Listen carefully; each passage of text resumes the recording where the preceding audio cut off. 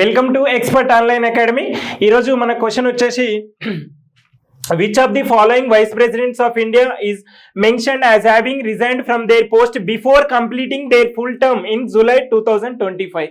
Okay, so వాళ్ళ tenure complete కాకముందుకే resign చేసినటువంటి వాళ్ళు ఎవరు? ఆప్షన్స్: ఏ జగదీప్ ధంకర్, బి వివి గిరి, సి వెంకయ్య నాయుడు, డి కృష్ణకాంత్ అండి. ఓకే, సో ఇలా చూడండి.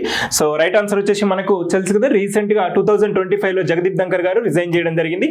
So vice president of India, భారత ఉపరాష్ట్రపతి గురించి చూద్దాం. సో ఇక్కడ office and role second highest post అండి. ఓకే, ప్రెసిడెంట్ ఆఫ్ ఇండియా తర్వాత vice president of India second highest post. The next వచ్చేసి ఎక్స్ అఫీషియో రాజ్యసభ చైర్మన్ అండి. ఓకే, రాజ్యసభకు చైర్మన్ గా, లోక్సభకు స్పీకర్ ఏ విధంగా ఉంటారో రాజ్యసభకు ఎక్స్ అఫీషియో రాజ్యసభ చైర్మన్ గా వర్క్ చేస్తారు. The next term and vacancy, term వచ్చేసి 5 years ఉంటుందండి. సో ఓకే, ఉపరాష్ట్రపతి టర్మ్ వచ్చేసి 5 years ఉంటుంది. యాక్ట్స్ యాజ్ ఏ ప్రెసిడెంట్, రాష్ట్రపతిగా కూడా యాక్ట్ చేయడం జరుగుతుంది. ఎప్పుడు రాష్ట్రపతి రిజైన్ చేసిన టైంలో ఒక 6 months వరకు తను రాష్ట్రపతిగా కూడా ఉంటారు. The next noted resignations, 5 years ముందే రిజైన్ చేసినటువంటి వ్యక్తుల్లో సో వివి గిరి గారు మొదటి వారు. The next Jagdeep Dhankhar. ఆ తర్వాత వచ్చేసి మనకి ఎలక్షన్స్, రాష్ట్రపతి ఉపరాష్ట్రపతి ఎలక్షన్స్ ఏ విధంగా ఉంటాయి? ఇండైరెక్ట్ ఎలక్షన్స్ అండి, డైరెక్ట్ ఎలక్షన్స్ కాదు. ఇక్కడ ఎంపీస్ ఎలక్ట్ చేస్తారు. సో ఎవరు అంటే MPs, Lok Sabha MPs, Rajya Sabha MPs అండి. అదే విధంగా మనకు ప్రెసిడెంట్ ఆఫ్ ఇండియా చూసుకున్నట్లయితే ఎమ్మెల్యేస్ ఉంటారు, ఇక్కడ ఎమ్మెల్యేస్ ఉండరు. సో ఇది గుర్తుపెట్టుకోండి.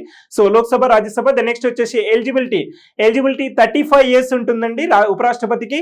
The next qualified for Rajya Sabha, ఎందుకంటే రాజ్యసభ ఎక్స్ అఫీషియో చైర్పర్సన్ కదా. సో ద నెక్స్ట్ రిమూవల్ వచ్చేసి రాజ్యసభలో ఇనిషియేషన్ ఉండాలి ఎఫెక్టివ్ మెజారిటీ ద్వారా. ద నెక్స్ట్ లోక్సభ అగ్రి అవ్వాలి, అప్పుడు అతన్ని రిమూవ్ చేయవచ్చు. Okay, so the next chairmans role ఏంటి? Presides over Rajya Sabha. ఓకే, రాజ్యసభకు చైర్మన్ గా వ్యవహరించడం జరుగుతుంది. ద నెక్స్ట్ ఇతనికి కాస్టింగ్ ఓట్ ఉంటుందండి. ఓకే, టై అయినప్పుడు కాస్టింగ్ ఓట్ ఉంటుంది. సో ఈ విధంగా ఉపరాష్ట్రపతి గురించి. Okay, so thank you.